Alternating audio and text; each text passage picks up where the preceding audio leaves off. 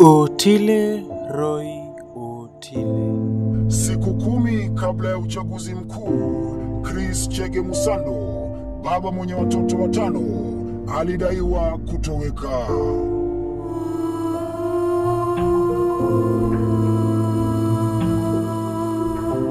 Usiku wa mwisho kabla ya kutoweka kwake, takriban mwendo wa saa 6:30 za usiku, Musando alimtumia mke wake ujumbe mfupi wa maneno, yaani SMS, na kumwarifu kwa lugha ya Kimombo kwamba iwaondoka kazini.